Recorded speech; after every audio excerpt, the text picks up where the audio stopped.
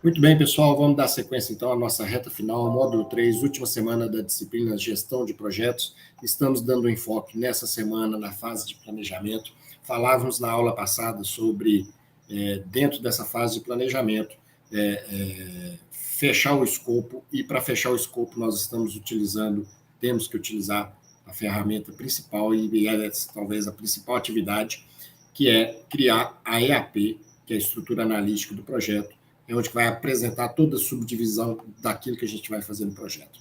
Eu não tinha feito isso antes, fiz aqui agora um exemplo aqui de EAP. Tem um vídeo específico sobre EAP para vocês lá, mas eu preciso desse exemplo aqui para dar sequência, porque agora nós vamos falar de gestão de tempo, falar de gestão de riscos também, principalmente de risco. Rapidamente, então, aqui. Eu dei um exemplo, se você propor um casamento, né? Esse casamento, ele tem pacotes de trabalho. Então, esses grandes grupos aqui a gente chama de pacotes de trabalho. Por exemplo, a cerimônia religiosa, aqui seria um outro pacote de trabalho, está em branco aqui, é porque eu só vou dar um exemplo em cima só do religioso. Outro pacote de trabalho que seria a festa, e outro pacote de trabalho que seria a lua de mel. E aqui eu até organizei como se fosse uma sequência lógica. Se em vez do casamento fosse uma construção de uma casa, eu colocaria um pacote de trabalho aqui para fundação, outro para alvenaria, outro para laje, ou outro para acabamento. E aí tem um bocado de tarefas dentro de cada uma dessas etapas, ok?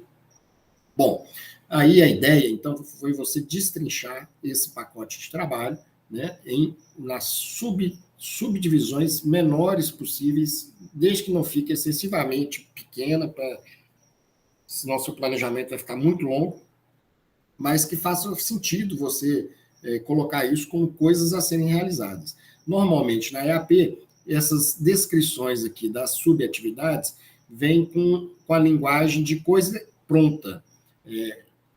Por exemplo, local da cerimônia religiosa definida. Porque isso depois você tem que colocar no cronograma, não é?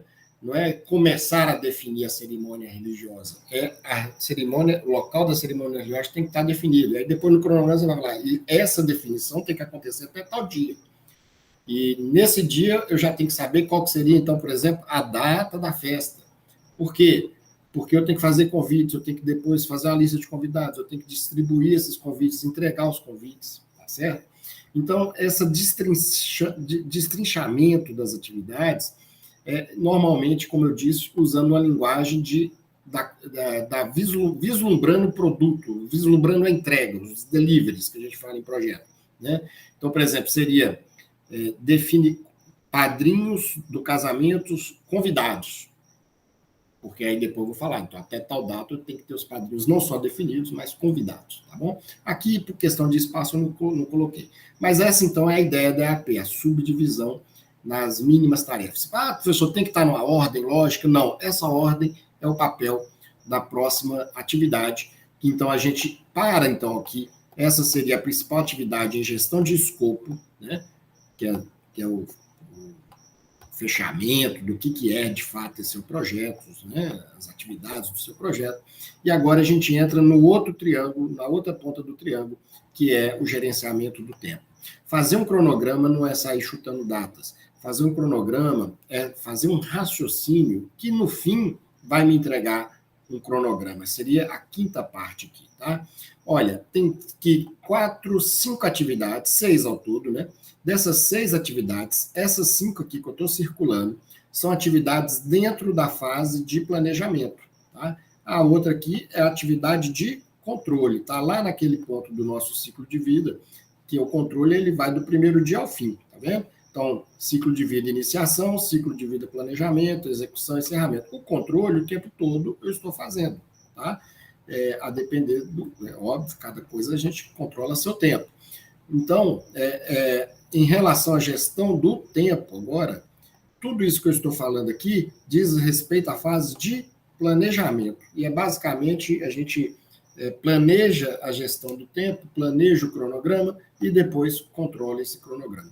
Para fazer esse cronograma, e eu vou precisar que você anote isso, ou se você quiser pode anotar no próximo slide aqui, ó, que talvez esteja mais fácil, mas eu vou então usar esse aqui que está em forma de ilustração para te explicar mais rapidamente. eu defini as atividades. Ok, essa definição de atividades, na realidade, é isso aqui, né? Aqui, ó. Eu defini as atividades. Está lá no escopo. Está na questão do escopo ainda. O escopo está pronto, então, né? Então, você tem as atividades do seu projeto definidas.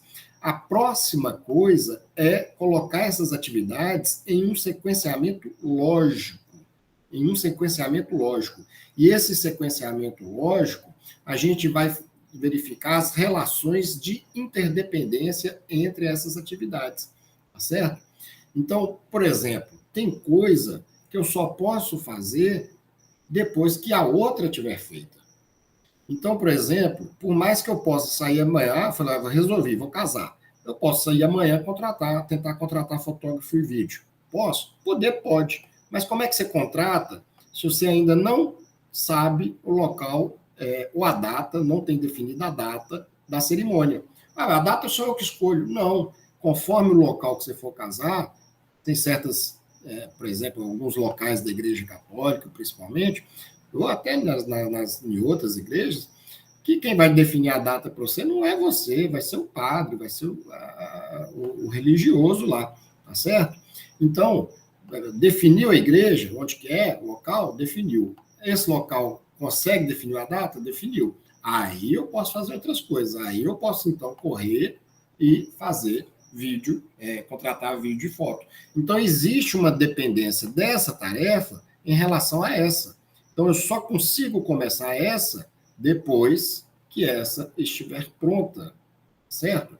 Aí, agora vamos, por exemplo, aqui, atividade convite, elaborar o convite, mandar para gráfico o convite. Eu posso começar agora, desde já? Não. Também ela, eu só posso mandar fazer o convite quando eu souber a data e o local.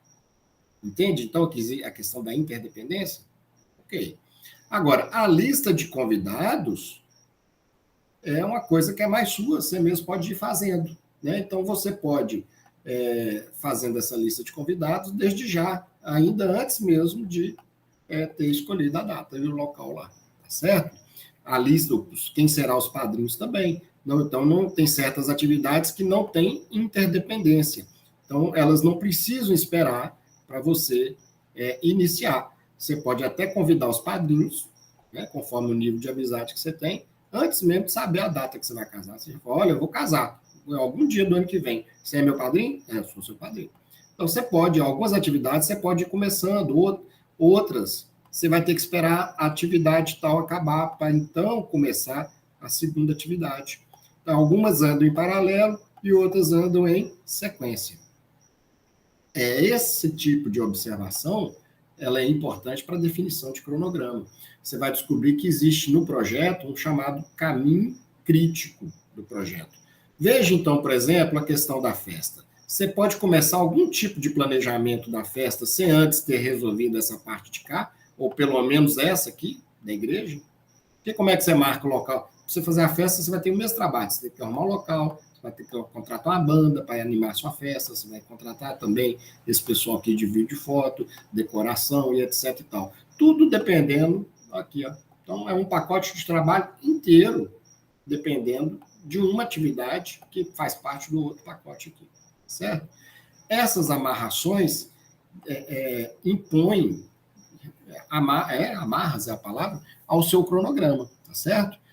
Ao mesmo tempo, tá? Então, na hora que você definir aqui que o casamento é tal dia do mês de setembro, você começa a perceber que você tem que correr. O convite para ficar pronto é um mês antes, tem que estar antes eu quero entregar o convite até tal dia, então, com tanto tempo, você começa a fazer um raciocínio de coisas que você tem que fazer e no momento que você tem que fazer.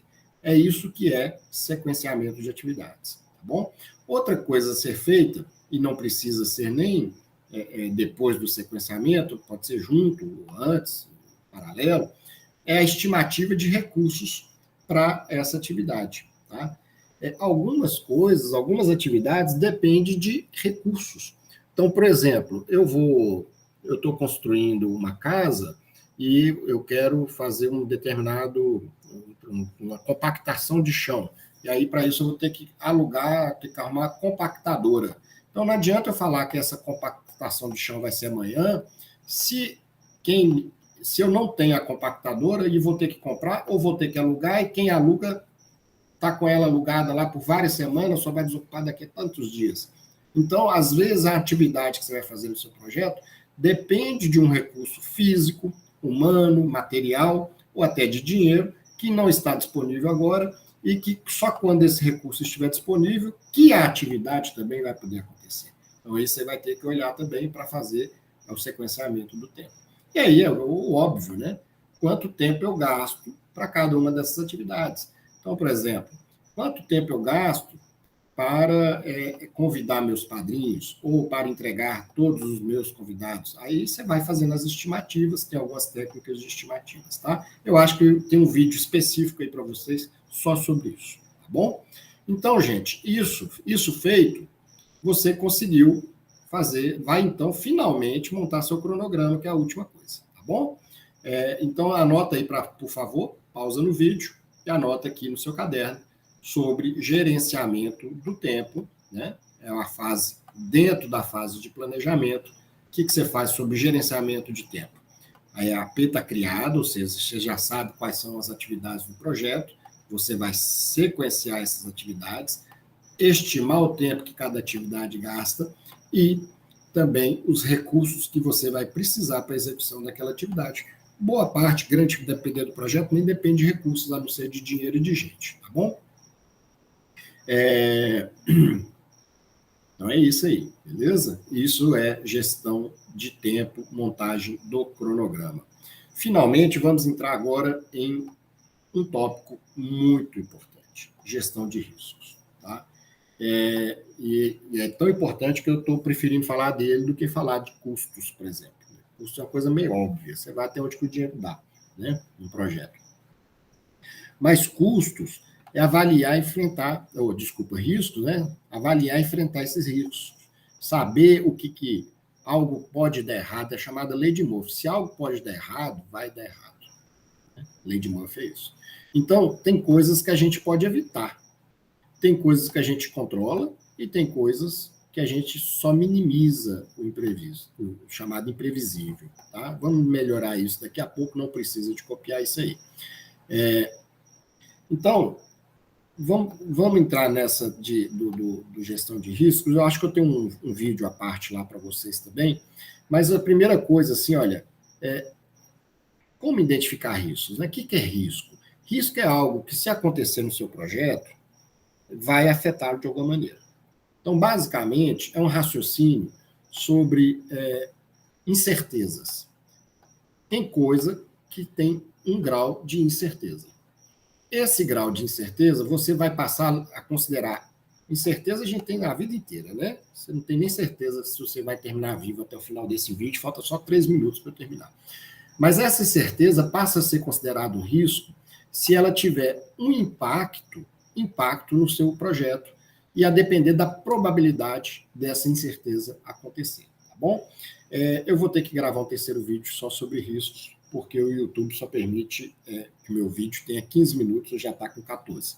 Então, eu vou dar uma pausa aqui agora, mas, por gentileza, antes que eu esqueça, isso aqui eu preciso que você copie no seu caderno, como eu disse, nesses meus vídeos aqui, era para ser só 2, vai ficar 3, o outro vai ser pequenininho, só para completar essa matéria, riscos. Nos meus vídeos, eu estou te pedindo copia aí, que são 5 pontos que você vai postar aí para nós aí nas atividades. Tem mais 3 vídeos aí para vocês assistirem. Nesses 3 vídeos é para reforçar o conteúdo, e aí a gente vai para o teste de fixação, valendo 5 pontos, não é mesmo? E depois a prova, todos vocês vão fazer dessa matéria, desse conteúdo dessa semana, não vão fazer a prova final, a última, seria a 4ª prova, aqueles que fizeram parte do projeto nesse final de semana, daquele projeto de avaliar aquelas fotinhas e arrumar pessoas para avaliar aquelas fotinhas. Copia aí que nós estamos indo para a reta final da nossa matéria sobre como encontrar riscos, e eu volto a falar de riscos no próximo vídeo, e daqui a pouquinho a gente se reencontra. Abraço.